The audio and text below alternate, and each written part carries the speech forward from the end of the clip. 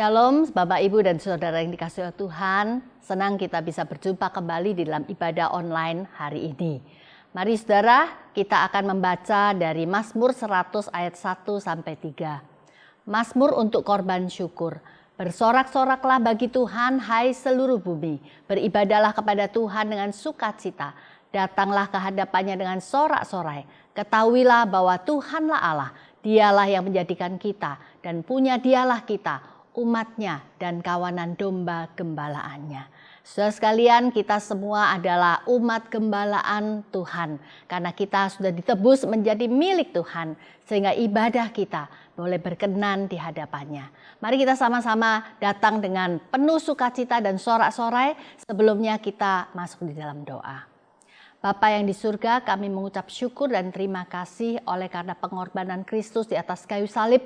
Kami yang berdosa boleh datang ke hadapan-Mu dengan penuh keberanian dan penuh keyakinan oleh karena kasih karunia-Mu. Terima kasih ya Bapa untuk kesempatan beribadah pada hari ini. Kami mau serahkan ibadah kami dari awal sampai akhir. Dan biarlah kami boleh mengalami sukacita dan berkat-berkat Tuhan melalui ibadah ini. Di dalam nama Tuhan Yesus kami berdoa. Amin.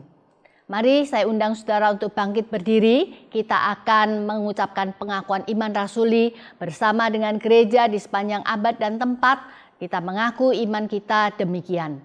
Aku percaya kepada Allah, Bapa yang Maha Kuasa, Khalik langit dan bumi, dan kepada Yesus Kristus, anak yang tunggal Tuhan kita, yang dikandung oleh Roh Kudus, lahir dari anak darah Maria, yang menderita sengsara di bawah pemerintahan Pontius Pilatus, disalibkan, mati dan dikuburkan, turun ke dalam kerajaan maut, pada hari yang ketiga bangkit pula dari antara orang mati, naik ke surga, duduk di sebelah kanan Allah, Bapa yang Maha Kuasa, dan dari sana ia akan datang untuk menghakimi orang yang hidup dan yang mati. Aku percaya kepada Roh Kudus, gereja yang kudus dan persekutuan orang kudus, pengampunan dosa, kebangkitan tubuh, dan hidup yang kekal. Amin. Saudara, selamat beribadah dan Tuhan memberkati. Mari saat ini kita datang ke hadirat-Nya. Di waktu-waktu teduh ini, mari kita akui segala dosa dan pelanggaran kita.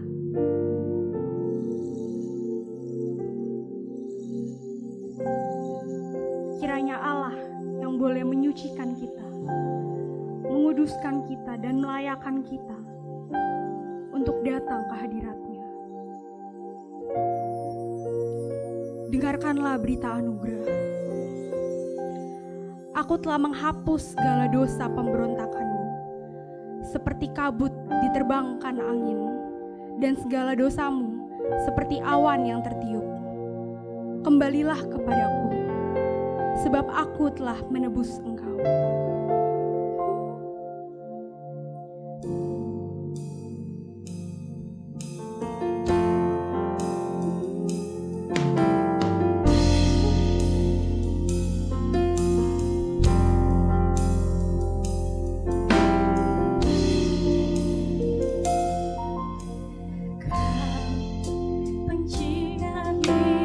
Hidupku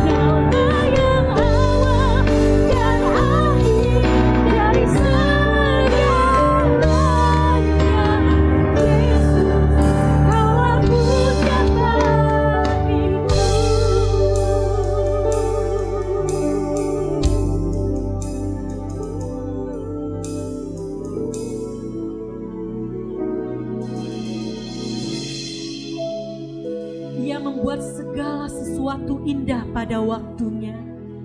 Bahkan Ia memberikan kekekalan dalam hati mereka. Tetapi manusia tidak dapat menyelami pekerjaan yang dilakukan Allah dari awal sampai akhir.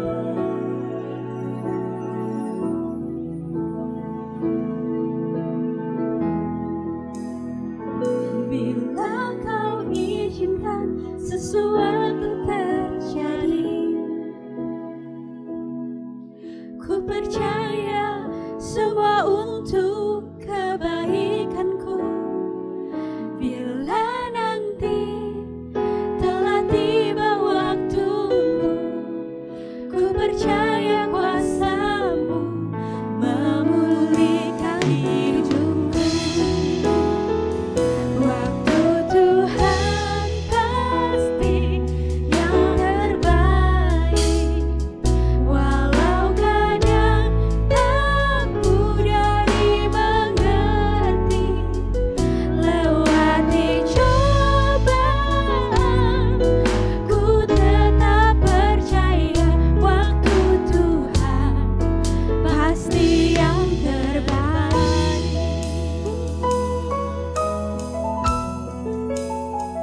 Bila kau izinkan sesuatu terjadi, ku percaya semua untuk kebaikanku. Bila nanti telah tiba waktumu, ku percaya kuasa-Mu memulihkan hidupku. Waktu Tuhan pasti yang terbaik, walau kadang tak mudah dimengerti. Lewati cobaan, ku tetap percaya waktu Tuhan pasti yang terbaik. Waktu Tuhan pasti yang terbaik, walau kadang tak mudah dimengerti. Lewati cobaan, ku tetap percaya waktu Tuhan pasti yang terbaik. Lewati cobaan, ku tetap percaya waktu Tuhan pasti yang terbaik. Lewati cobaan, ku tetap percaya waktu Tuhan pasti yang terbaik.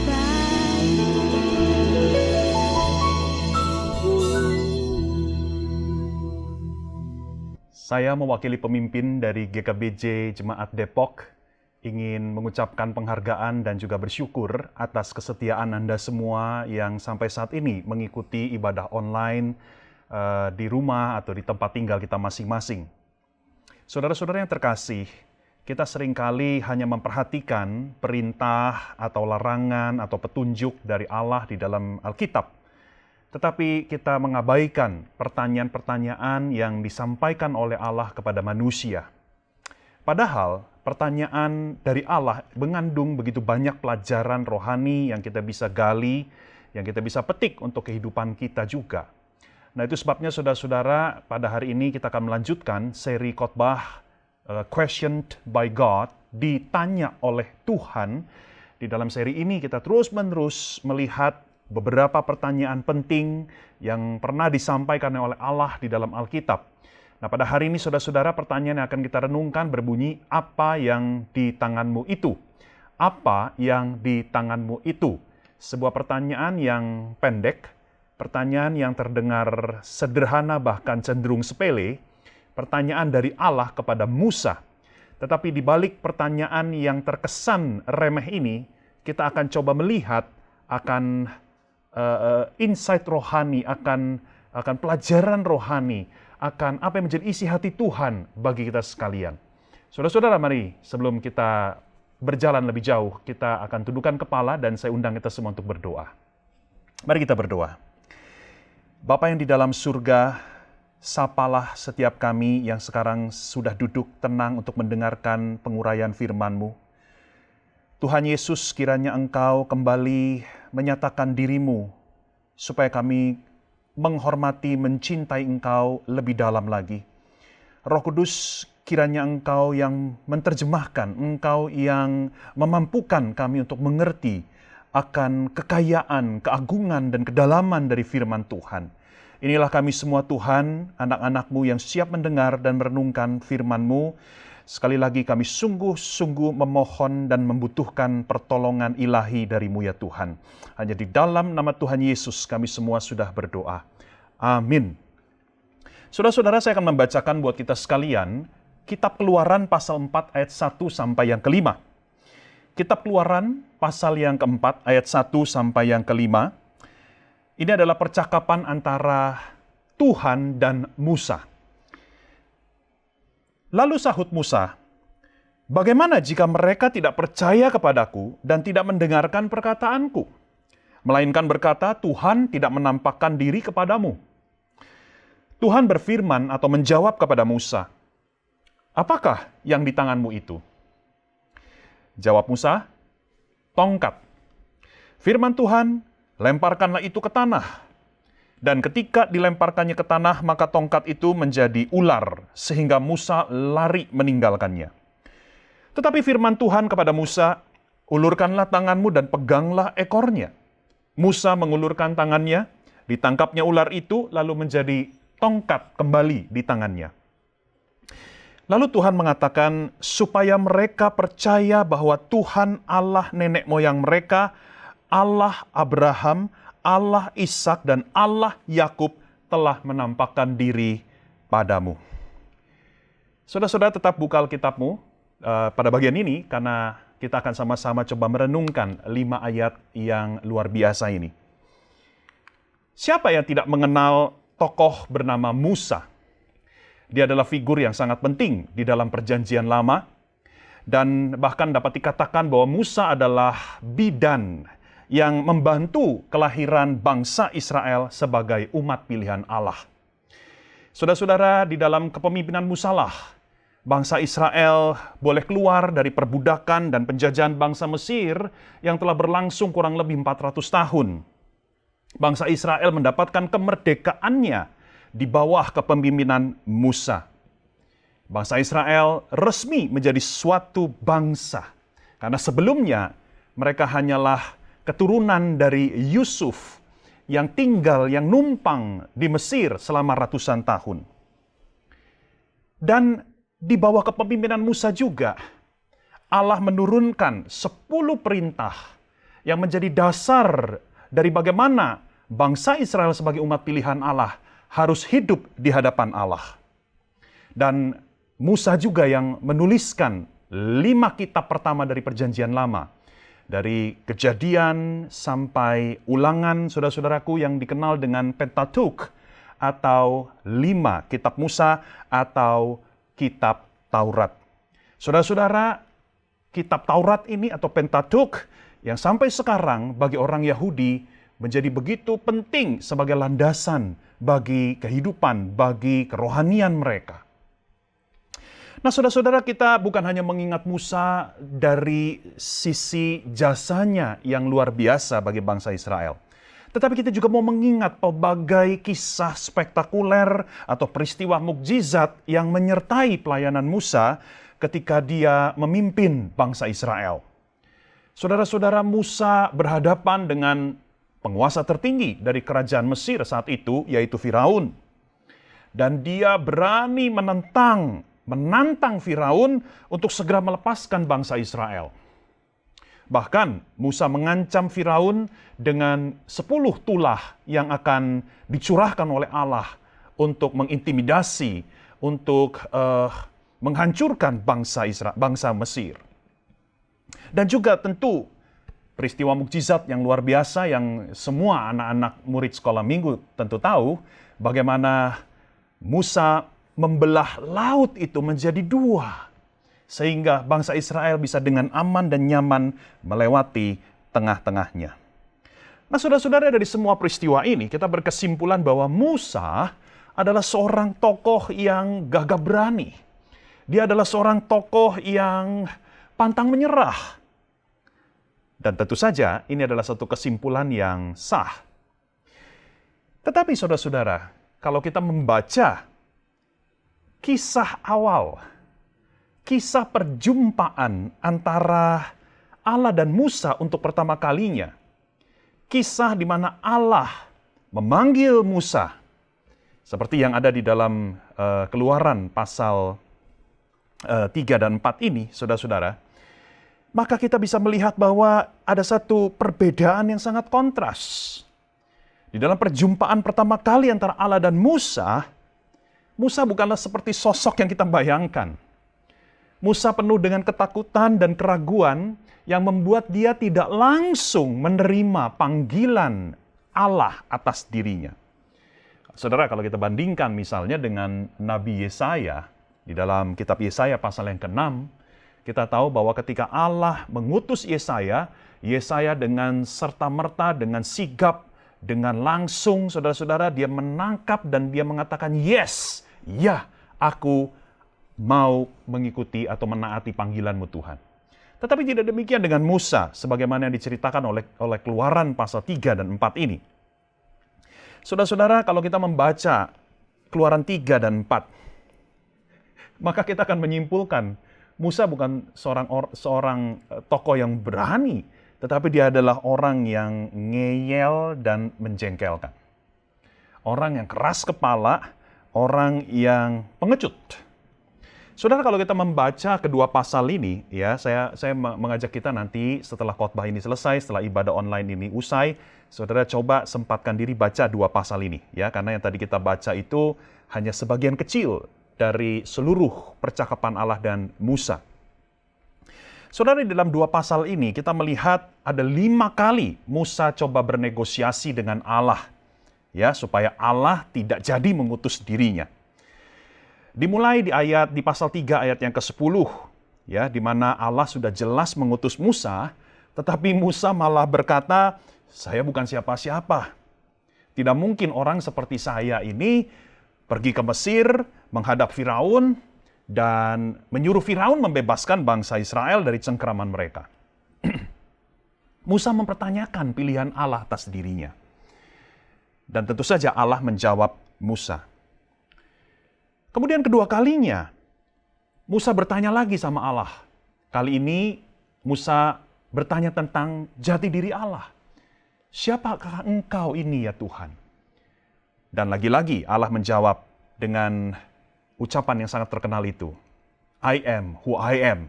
Aku adalah aku. Sampai di situ Musa masih belum mengatakan iya kepada panggilan Allah.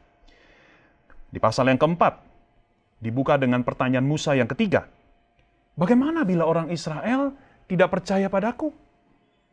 Dan Allah menjawab seperti tadi yang kita sudah baca, ya, Allah menjawab, apa yang ada di tanganmu itu? Dan di dalam khotbah ini kita akan sama-sama membahas ini secara lebih lengkap. Nah, saudara-saudara, tidak berhenti di situ.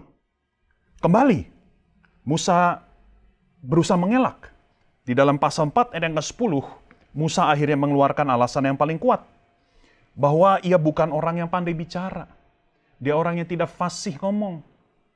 Tetapi sekali lagi, Allah coba menjawab dan Allah coba menghilangkan keraguan Musa. Dan yang terakhir, saudara-saudara, di dalam pasal 4 ayat yang ke-13, Musa mengeluarkan ucapan yang menurut saya terdengar kurang ajar. Yang kira-kira begini bunyinya. Tuhan, utus orang lain aja deh. Saya bukan orang yang tepat. Sesungguhnya engkau sudah salah memilih orang. Nah, sekali lagi saudara-saudara, Musa menjadi orang yang begitu menjengkelkan. Musa ngeyel, Musa keras kepala.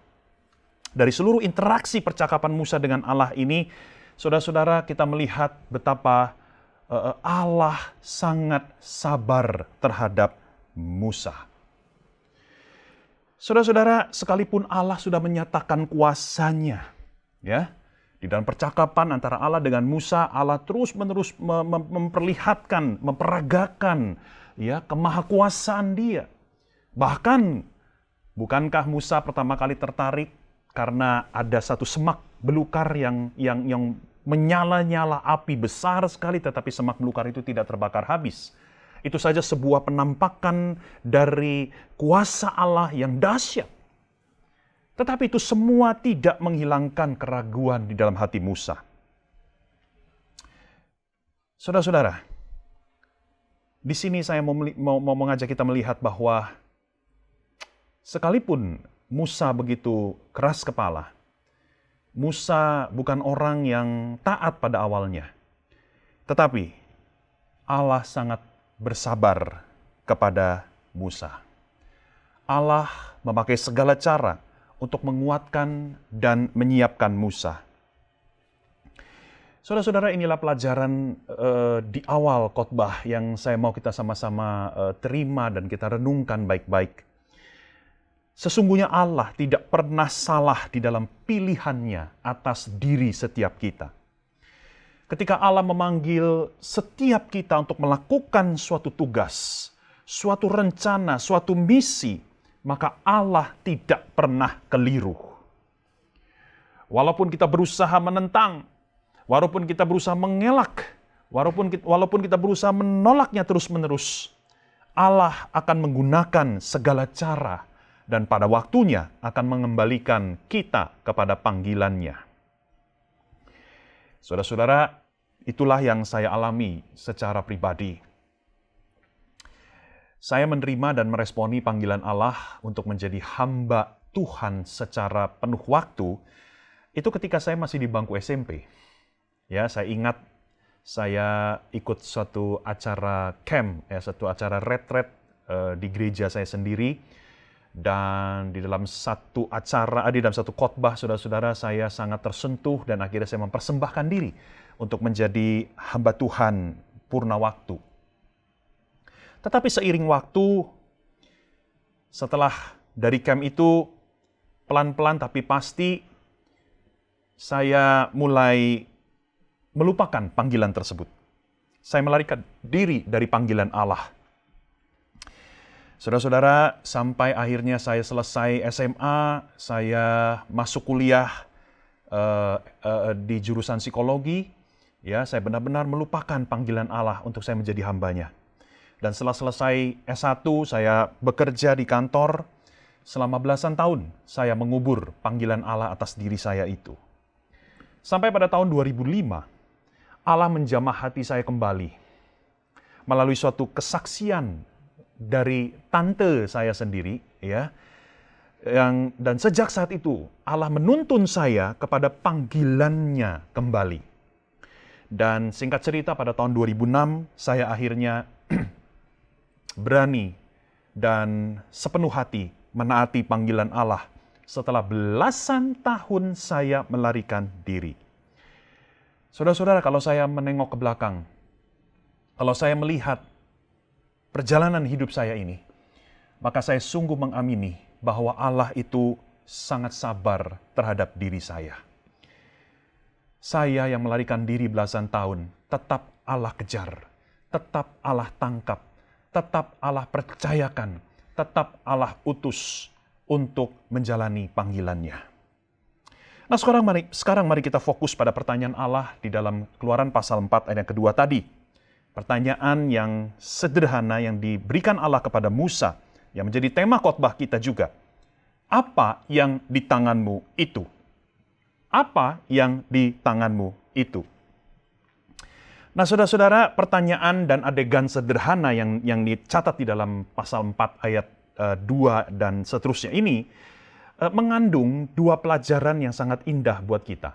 Dan ini yang akan sama-sama kita perhatikan dengan sungguh-sungguh.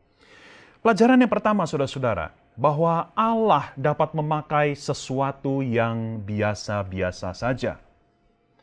Allah berkuasa, Allah sanggup memakai sesuatu yang biasa-biasa saja. Sekali lagi, saudara, ketika Allah mengatakan atau bertanya, apa yang ada di tanganmu? Dan tentu saja yang ada di tangan Musa adalah sebuah tongkat kayu. Saudara, ini adalah tongkat yang digunakan oleh Musa di dalam dia menggembalakan ternak. Saudara, ini adalah benda yang sangat sederhana. Ini bukan benda yang mewah, ini bukan benda yang mahal, ini bukan benda yang spesial atau istimewa. Ini terbuat dari kayu, tidak dibuat dari logam mulia seperti emas. Juga tidak bertahtakan batu permata yang berharga. Saudara, tongkat ini tongkat yang sangat murah, yang sederhana, yang mungkin tidak ada harganya juga. Tongkat kayu yang barangkali sudah digunakan oleh Musa selama puluhan tahun menggembalakan ternaknya. Tongkat yang bukan hanya begitu sederhana, tetapi tongkat yang sudah tua. Tongkat yang jelek, tongkat yang kotor. Tetapi Allah sengaja memakai tongkat itu untuk mendemonstrasikan kuasanya. Dari tongkat yang tampaknya biasa-biasa saja, menjadi seekor ular yang berbahaya, yang bahkan membuat Musa lari terbirit-birit. Ular yang sanggup membunuh manusia dengan gigitannya yang berbisa. Saudara, dari tongkat yang simple menjadi ular yang powerful. Bila kita membaca kisah Musa selanjutnya, tongkat ini bukan hanya dipakai Allah pada saat itu saja. Tongkat ini menjadi semacam medium Allah, menjadi semacam instrumen Allah melakukan perkara-perkara yang ajaib. Tongkat yang sama menjadi ular di hadapan Firaun. Tongkat yang sama mendatangkan beberapa tulah yang menghantam orang Mesir. Tongkat yang sama ketika dipukulkan ke sungai Nil, maka sungai itu menjadi merah seperti darah. Tongkat yang sama berperan juga ketika bangsa Israel mengalahkan bangsa Amalek. Tongkat yang sama ketika diulurkan ke laut, maka laut itu terbelah menjadi dua. Dan tongkat yang sama ketika dilemparkan ke sebuah kolam yang airnya pahit, maka air itu pun menjadi tawar. Saudara, inilah catatan mukjizat-mukjizat yang Allah kerjakan melalui tongkat yang dimiliki oleh Musa tersebut. Kalau kita melihat di dalam pasal 4 ayat yang ke-20, di situ ada satu catatan yang tampak sepele tetapi sangat menarik. Di dalam pasal 4 ayat 20 dikatakan bahwa tongkat itu tidak lagi disebut sebagai tongkat Musa, tetapi tongkat Allah. Tongkat itu menjadi milik Allah. Tongkat yang jelek, yang tidak berharga, yang kotor, yang tua itu menjadi tongkat Allah yang maha kuasa, yang maha mulia, yang maha besar. Seolah-olah tongkat itu sekarang menjadi tongkatnya Allah yang dipinjamkan kepada Musa untuk menyatakan, untuk memperagakan, untuk mendemonstrasikan kuasa Allah di dalam perjuangan dan pelayanan Musa. Saudara yang terkasih, dalam Alkitab kita berulang-ulang menemukan pola yang sama. Sesungguhnya Allah dapat menggunakan hal-hal yang sepele dan tidak berharga di mata manusia untuk melakukan perkara-perkara yang luar biasa. Bukankah Daud mengalahkan Goliat, musuhnya yang jauh lebih besar dan perkasa itu, hanya dengan menggunakan sebuah katapel dan 5 butir batu kali yang kecil? Dan bukankah Tuhan Yesus pernah mengenyangkan ribuan orang hanya melalui 5 roti dan 2 ikan yang dimiliki oleh seorang anak kecil yang bersahaja? Saudara, di dalam Alkitab kita menemukan Allah sanggup memakai hal-hal yang kecil, yang sederhana, yang sepele, yang biasa-biasa saja. Saudara, pertanyaan bagi kita sekarang, apa yang ada di tanganmu? Apa yang ada padamu? Sebuah pertanyaan yang bukan hanya dilontarkan Allah kepada Musa, tetapi juga sekarang diberikan kepada setiap kita semua. Saudara-saudara, tidak ada yang terlalu sederhana sehingga Allah bingung bagaimana memakainya. Allah sanggup memakai apapun yang ada pada dirimu dan diriku. Sekalipun kita menganggapnya sesuatu yang biasa-biasa, sesuatu yang remeh. Saudara, Allah bisa menggunakan untuk memperagakan kuasa, kasih, dan kemuliaannya bagi orang lain. Saya kembali pada kesaksian diri saya yang tadi saya sudah ceritakan di awal. Ketika Allah meneguhkan kembali panggilannya atas diri saya pada tahun 2005. Tadi saya sudah ceritakan bahwa pertobatan saya, terobosan rohani saya, dimulai dari saya mendengarkan kesaksian tante saya sendiri. Saudara jangan bayangkan kesaksiannya itu heboh. Ya, dia dari sakit berat jadi sembuh, ya, atau dari jatuh miskin melarat menjadi sangat kaya raya. Bukan itu, saudara-saudara. Kesaksian yang disampaikan oleh tante saya itu sangat sederhana. Ya, waktu itu saya dan dia sama-sama kami duduk sebagai majelis ya di gereja kami. Dan di dalam rapat majelis dia men-sharekan, dia memberikan kesaksian yang sangat singkat sebetulnya, ya, tidak sampai 5 menit. Dan isi kesaksiannya adalah bagaimana dia sangat menikmati persekutuan dengan Allah setiap hari. Jadi tante saya ini punya kebiasaan setiap jam 4, jam 5 pagi dia bangun, dia berlutut, dia berdoa, dia menikmati hadirat Allah setiap pagi. Jadi itu saja isi kesaksian beliau. Tetapi entah bagaimana Allah pada saat itu memakai kesaksiannya yang begitu sederhana, bahkan terdengar klise sebetulnya, ya, untuk melumerkan hati saya sendiri. Ketika saya mendengarkan kesaksian itu, saya tiba-tiba terhenyak, saya tiba-tiba tersadarkan bahwa saya saat itu sudah begitu jauh dari Tuhan. Dan akhirnya saya mau kembali kepada Allah. Dan mulai dari kesaksian yang mengubah hidup saya itu, perlahan-lahan Allah memulihkan kerohanian saya, dan sampai puncaknya saya menyerahkan diri untuk menjadi hamba Tuhan. Saudara, semua rangkaian proses bagaimana Allah mengembalikan saya, itu dimulai dari sebuah kesaksian yang sederhana. Saudara, sekali lagi, apa yang ada di dalam diri kita? Saudara,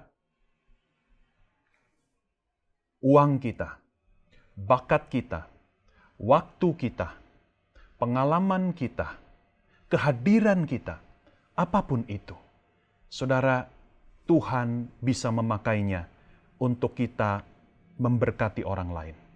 Tuhan bisa memakainya untuk menjadi perpanjangan tangan kasih Allah kepada orang lain. Saudara, tinggal kita mau menyerahkannya buat Tuhan. Kita mempersembahkan, kita mendedikasikan apa yang kita miliki itu kepada Allah. Seperti halnya Musa. Allah tidak hanya bertanya apa yang di tanganmu Musa, tetapi Allah meminta Musa menjatuhkan tongkat itu ke tanah. Dan kalau kita melihat dari pasal 3 ayat 5, tanah di mana tempat Musa berdiri, di situ adalah tempat yang kudus. Karena Allah hadir secara istimewa di situ. Jadi ketika Musa menjatuhkan tongkat itu ke tanah, itu sama saja Allah mempersembahkan tongkat itu kepada hadirat Allah. Tongkat itu didedikasikan kepada Allah. Saudara, itu juga yang harus kita lakukan. Apa yang ada padamu, apa yang ada pada saya, tidak akan dipakai oleh Allah kalau kita belum mempersembahkannya sungguh-sungguh kepada Allah. Saudara, lepaskan itu. Lepaskan apapun tongkat di dalam hidupmu. Berikan kepada Tuhan, dan lihatlah, saksikan, nantikan bagaimana Tuhan akan memakai apa yang ada padamu untuk menjadi saluran berkat yang luar biasa bagi orang lain. Pelajaran yang kedua, Allah bukan hanya dapat memakai sesuatu yang biasa-biasa saja, tetapi Allah dapat memakai seseorang yang biasa-biasa saja. Saudara-saudara, apa yang ada di tangan Musa adalah sebuah tongkat. Saudara, tongkat ini bukan tongkat biasa, bukan tongkat yang tidak ada artinya.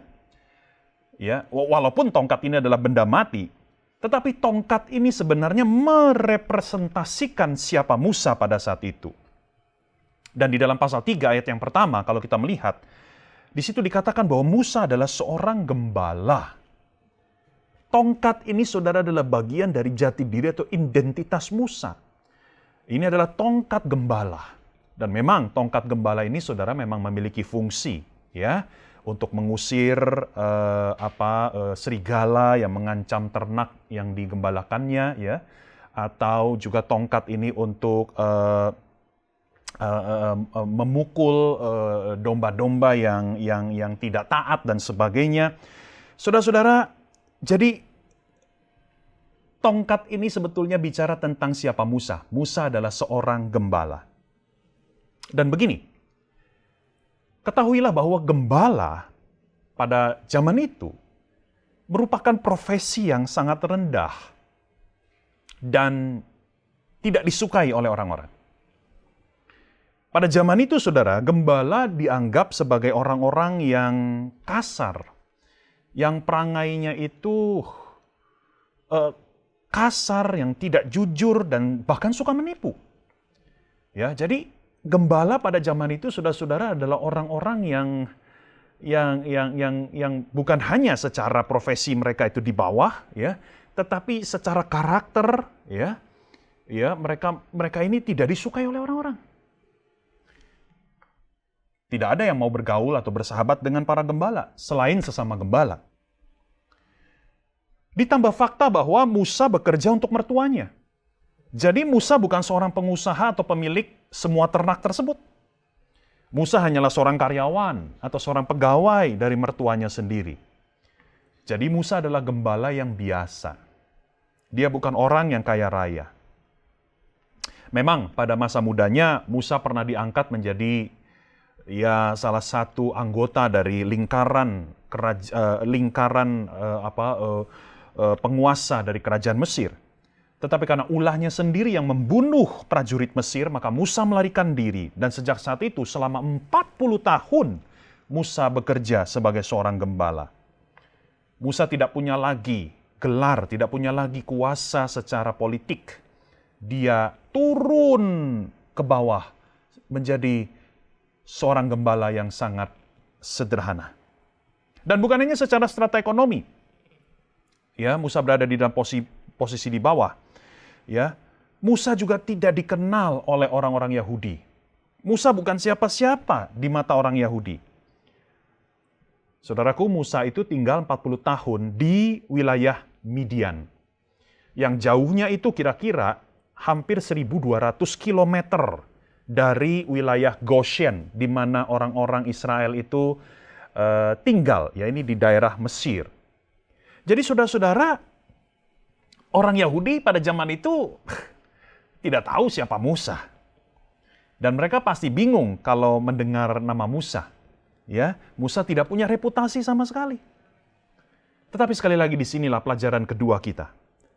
Allah memilih, Allah menetapkan, Allah memakai Musa untuk melepaskan bangsa Israel dari penjajahan Mesir.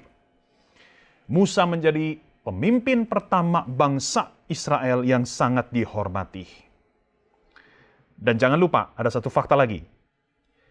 Ketika Musa menerima panggilan Tuhan ini, usianya sudah 80-an tahun.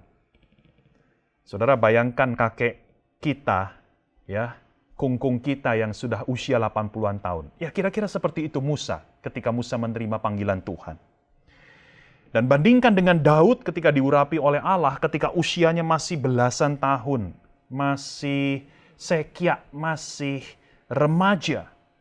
Nah, saudara, kalau kita melihat Musa dan Daud, saudara-saudara, maka kita bisa menyimpulkan bahwa tidak ada orang yang terlalu tua atau terlalu muda sehingga Allah tidak dapat memakai mereka untuk pekerjaan Allah yang luar biasa. Saudara-saudara, Anda mungkin bisa meragukan dirimu sendiri seperti Musa meragukan dirinya. Tetapi kalau Allah sudah memilih, Allah sudah menghendaki engkau untuk menjadi alatnya, maka Allah tidak pernah salah. Allah tidak akan pernah keliru, Allah tidak akan pernah menyesal. Allah akan menyertai, Allah akan menggenapi rencananya tersebut melalui dirimu dan diriku. Kelemahan, kekurangan, kebodohanmu tidak akan menjadi penghalang bagi Allah bila engkau sungguh-sungguh mempersembahkan, menyerahkan dirimu kepadanya. Sekali lagi saudara, Allah dapat memakai seseorang yang biasa-biasa saja. Dan tidak ada yang lebih sederhana, yang lebih biasa-biasa saja dari seorang anak kecil perempuan bernama Rachel Beckwith. Saudara-saudara, suatu hari Rachel mendapatkan informasi tentang betapa sulitnya orang-orang di Afrika untuk mendapatkan air bersih untuk minum atau untuk kebutuhan sehari-hari. Nah, informasi ini menggerakkan hati Rachel. Dan kemudian dia membuat suatu plan atau suatu rencana. Beberapa minggu sebelum dia berulang tahun yang ke-9, dia mengumumkan kepada semua keluarga dan juga kepada teman-temannya bahwa khusus pada tahun itu ia tidak mau menerima hadiah ulang tahun untuk dirinya. Tetapi dia mau supaya mereka setiap orang menyumbangkan $9. Mengapa $9? Karena sesuai dengan ulang tahunnya yang ke-9. Jadi dia mendorong setiap orang menyumbangkan $9 dan uang itu nanti akan dikumpulkan oleh Rachel dan akan dikirimkan ke yayasan sosial yang menyediakan air bersih di Afrika. Dan Rachel mentargetkan dana yang terkumpul itu $300.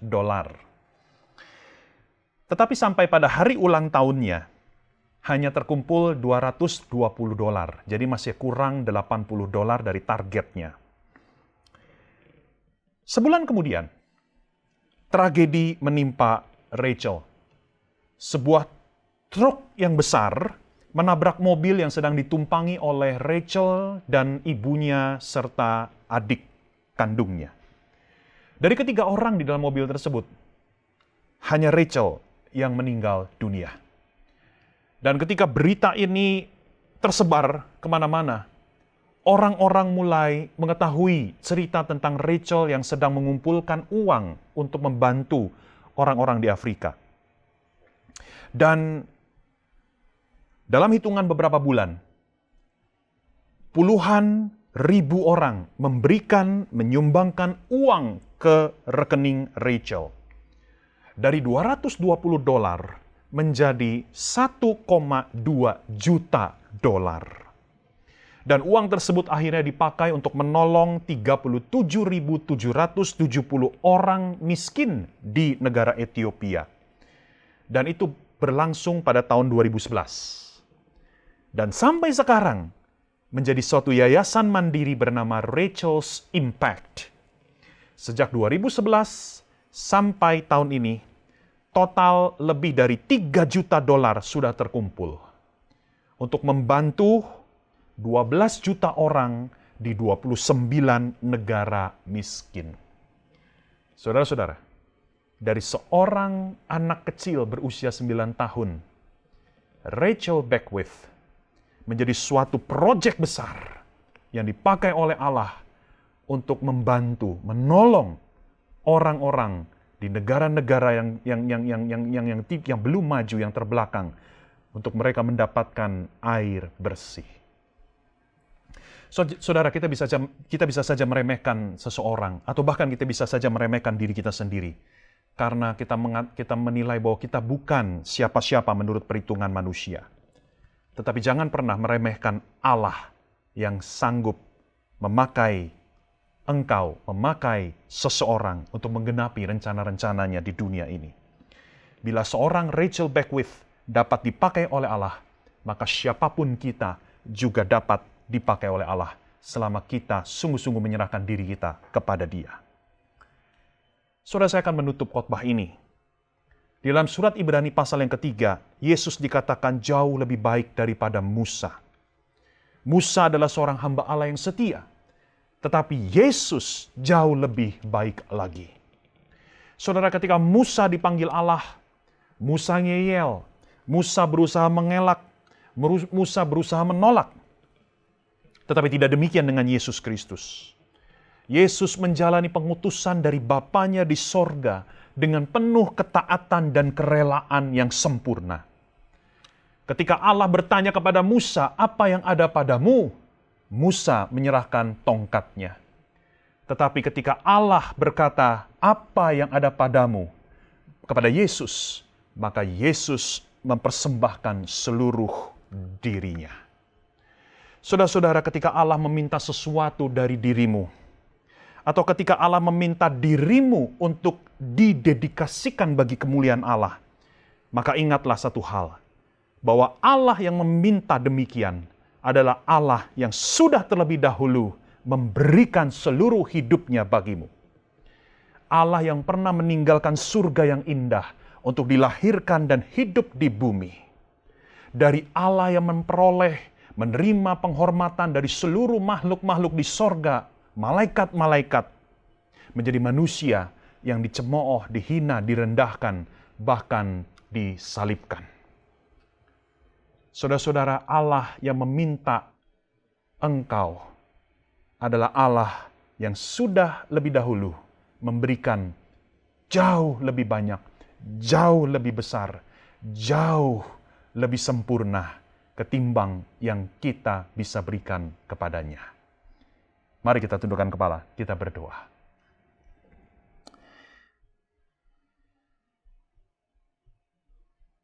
Tuhan, kiranya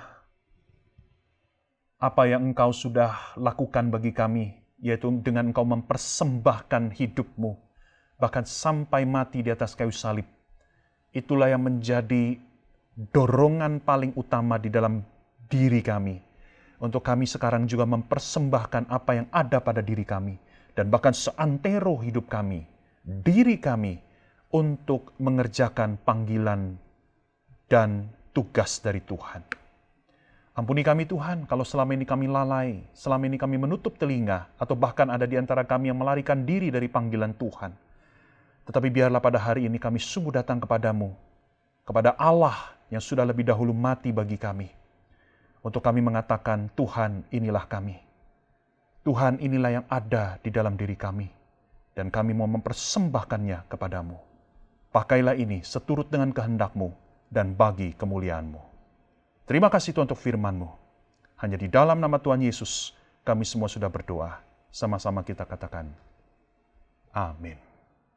Tuhan Yesus memberkati kita sekalian. Mari Bapak Ibu, saya undang untuk bangkit berdiri, kita masuk dalam doa persembahan. Bapa di surga, segala puji syukur kami panjatkan ke hadapan Kau Tuhan, karena Engkau begitu baik, Engkau teramat baik. Dan pagi ini kami sudah mengikuti ibadah ini. Biarlah Tuhan juga boleh pimpin setiap kami Tuhan, dan kami boleh bersyukur untuk firman yang bisa kami dengar pada pagi hari ini, dan biar Tuhan juga menolong setiap kami di dalam melewati hari lepas hari kami. Dan pagi ini kami mau menyerahkan juga untuk persembahan kurban kami Tuhan. Engkau memberkati setiap kami, tangan-tangan yang sudah memberi maupun belum memberi, banyak dan sedikitnya kami serahkan ke dalam tangan kuasa-Mu Tuhan. Biarlah persembahan ini boleh dipakai untuk memperluas kerajaan-Mu secara khusus di kota Depok. Dan biar kami memenjarakan untuk setiap kami, berkati setiap anak-anak-Mu, baik kesehatan mereka, kehidupan mereka, studi mereka, usaha pekerjaan mereka. Terima kasih Tuhan, kami menyerahkan doa ini ke dalam tangan kuasa-Mu. Hanya di dalam nama Yesus kami berdoa dan mengucap syukur. Amin. Ya, saatnya kita mau menaikkan doa-doa sahabat kita untuk bangsa dan negara Indonesia ini, dan kita mau menyerahkan juga untuk kota Depok. Kita juga mau menyerahkan juga untuk rencana pembangunan di GKB Depok ini. Mari saya undang bangkit berdiri, saudara sekalian, kita masuk dalam doa. Bapa dalam surga, kami mengucap syukur dan terima kasih pada pagi hari ini untuk pimpinan dan penyertaan Tuhan sepanjang kami beribadah. Dan pada saat ini Tuhan, kami mau menaikkan juga doa-doa sahabat kami.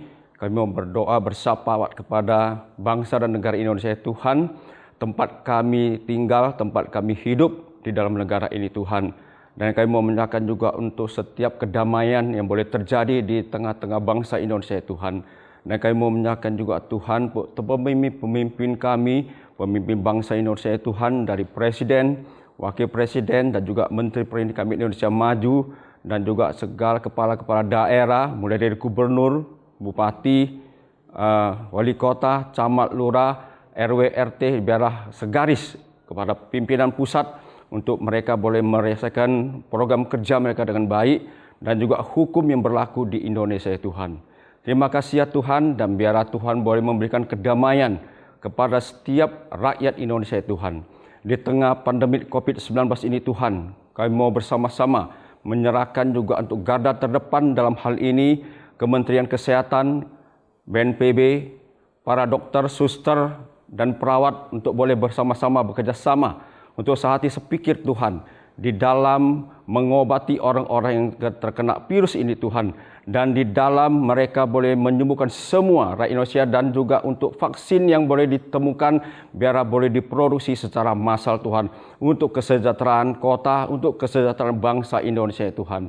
Terima kasih Tuhan, dan selanjutnya juga kami mau berdoa menyerahkan juga untuk Kota Depok ini Tuhan. Engkau juga memberkati pemimpin Kota Depok, mulai dari wali kota dan juga Muspida, TNI Polri, dan juga setiap masyarakat Kota Depok ini untuk boleh bersama-sama untuk boleh memajukan Kota Depok ini Tuhan. Engkau berikan hikmat bijaksana kepada pimpinan Kota Depok ini dan hati yang takut akan Tuhan, sehingga mereka sungguh Tuhan boleh memimpin dengan baik. Tuhan, kami mau menyerahkan juga untuk suatu rencana pembangunan di GKB Depok ini. Kami serahkan ke dalam tangan kuasa-Mu Tuhan untuk satu rencana Tuhan.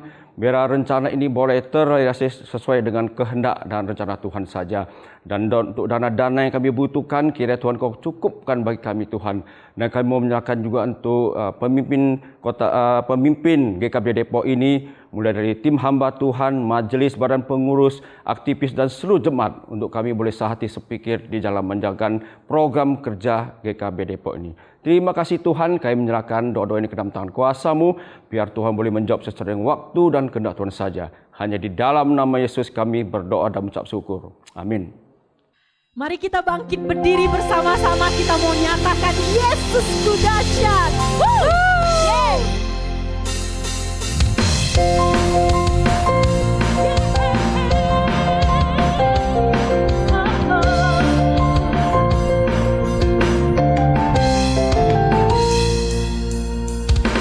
Alangkah indahnya hidup di dalam Tuhan, Dia mencurahkan berkat yang berlimpah. Alangkah indahnya jalan bersama Tuhan,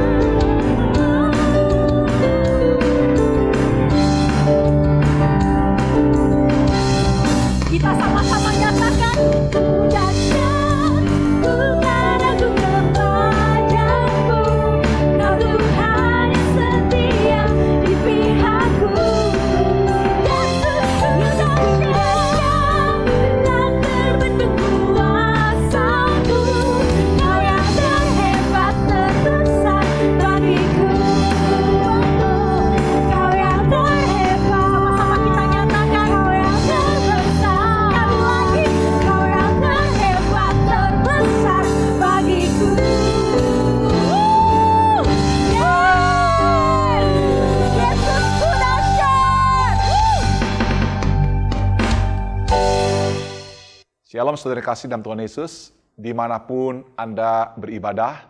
Di penghujung ibadah ini, mari bersama-sama kita semua menerima berkat yang datang dari Allah.